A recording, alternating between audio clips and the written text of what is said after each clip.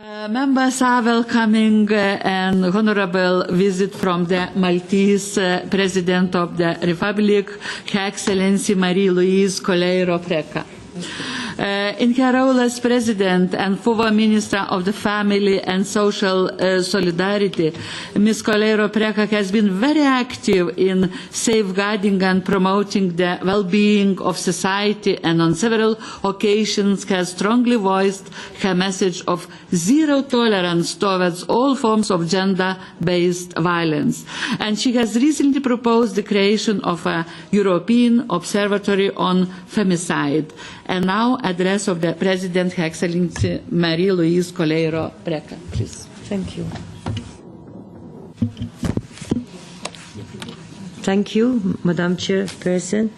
I would like to thank you for sparing time from your busy schedules to attend this meeting regarding the serious concern of femicide in Europe. It is truly a pleasure and an honour to address you as members of the FEM Committee in the European Parliament. My remarks shall focus on the outcomes of a 4-year cost project which was concluded earlier this year, entitled Femicide Across Europe. This initiative of cost focused on women's well-being in the European Union. The action's outcomes have important implications for the future of all women in Europe. This initiative successfully facilitated a network of experts and researchers to tackle urgent issues of violence experienced by women across our European Union.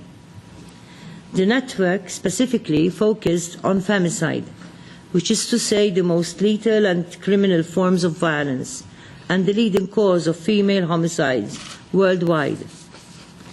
The initiative created a much-needed opportunity for over 80 international experts, which mainly concluded that there is an urgent need for the creation of a Europe-wide observatory on femicide. Through the creation of such an observatory, the European Union will finally be able to effectively organise and collate relevant information from across the European Union for the benefit of all women in our countries. The experts involved believe that there is currently too much fragmentation within our nations when it comes to the collection of essential data about violence against women, and in particular where femicide is concerned. It has come to their attention that some of our countries have not yet begun collecting specific data in this area, while others still do not focus on vital gender-sensitive indicators when it comes to issues of femicide. I believe that the European Union's positive support received through this cost action initiative has shown that there is the goodwill from the European Union to put a spotlight on the scourge of femicide. Surely we cannot allow the serious crime against women to continue within our countries without calling it by its name and exploring the root causes. We must monitor and evaluate through an ongoing process to be able to inform and influence policy and action. We must be bold. We must take steps to ensure that women and girls are protected with the full force of our laws and policies. I believe that such measures must form part of a larger transformation within our societies. We need to prioritise the visibility of women in all their situations and to respond to the challenges that they face.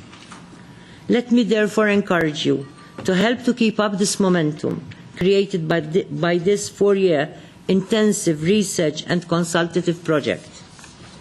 Now is the perfect time for us to take our work on behalf of all women in Europe to another level. The Cost Action Networking Project has already had positive outputs. The action has led to the creation of an active community of researchers and practitioners called the Femicide Across Europe Network.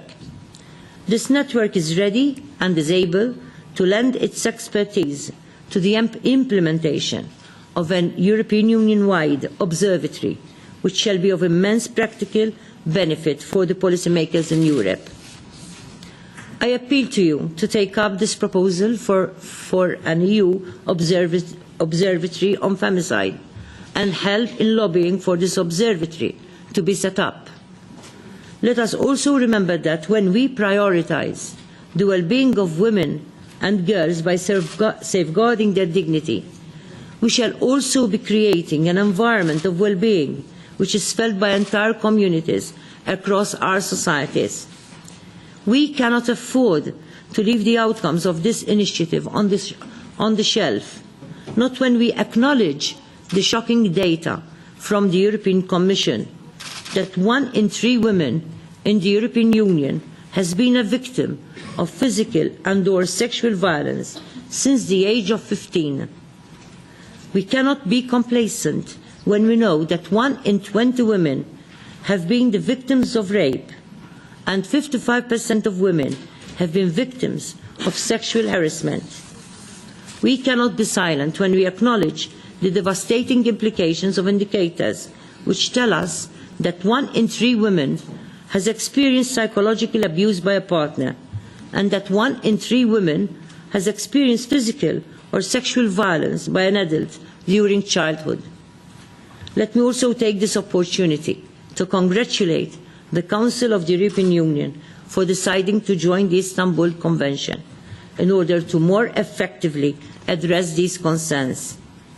I feel truly proud that this decision of historical significance has taken place during Malta's ongoing presidency of the Council of the European Union. The Istanbul Convention is the strongest statement and framework we have to address violence against women through measures which prevent violence, which protect victims, and which prosecute perpetrators. Joining the Convention not only confirms the European Union's commitment to combat violence against women, it also gives us the responsibility to do more to strengthen existing frameworks and to push for further practical action, such as a European Union-level observatory on femicide. An EU observatory on femicide can be one of our practical initiatives to bring to life the full force of the Istanbul Convention. Surely, the European Union's decision to join the Convention is another step in the right direction towards greater harmonisation within our nations on issues of gender-based violence. It also indicates greater consolidation of efforts between our Union and other major stakeholders, including the Council of Europe and the United Nations. Let us follow up on this important step with subsequent strategies that put our European commitment into action.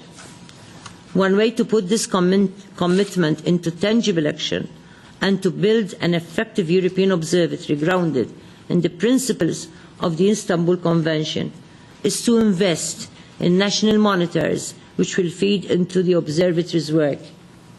Such national monitors would be ideal opportunities for stronger collaborations between EU authorities, national governments, civil society, universities and research institutes. In this way, nations will be able to provide a powerful synthesis between research and service provision. We must also ensure that women themselves and their experiences are always and in all ways at the centre of our legislation and policy. In this way, we shall be prioritising a holistic approach to tackle issues of gender-based violence and femicide across our Union. We shall be responding to the call issued by the United Nations Special Rapporteur on Violence Against Women for all states to participate in a global femicide watch, which was created in 2015. Such efforts shall also bring us closer to achieving the full potential of the United Nations Agenda 2030 and its Sustainable Development Goals, which provide a roadmap for the sustainable prosperity and well-being of our world. In particular, we will be putting SDG number 5 into action. SDG 5 explicitly calls for an end to all forms of violence and discrimination against women and girls, while also taking proactive measures to ensure equity and empowerment. I believe the European Union must continue to have a guiding role in the global effort to ensure that the potential of all women and girls is safeguarded throughout our policies and directives. The need for a designated observatory which facilitates the well-being of women by focusing on the great risk of femicide is clear. Malta is ready to assist in establishing and hosting the observatory, to continue with the leadership shown during the 4-year research project by one of the leading researchers and experts in this area, Dr. Marceline Naudi. Experts in Malta who have played a formative role throughout the cost section are ideally placed to develop this initiative. In concluding, let me reaffirm what all of us subscribe to, that women's rights are human rights. We must acknowledge the urgent need to be systematic and comparative data, to begin systematic and comparative data collection about femicide within and across European Union member states. I would like you to analyse the set of final recommendations that have been presented during the last conference held in Malta. I would also like to encourage you to spare time to go deeper into a constructive discussion to find ways of lobbying and promoting an EU-wide observatory within the EU institutions. I am confident that with your clout and influence we can come closer to creating a world in which women and girls are able to live their lives in freedom and dignity. No woman should live in fear for her life simply because she is a woman. We must continue to strive to create a European Union in which all women and girls are safe, and the knowledge that their nations are deeply committed to secure their full potential and to nurture and sustain their well-being. Thank you. Thank you very much, Her Excellency, for your address.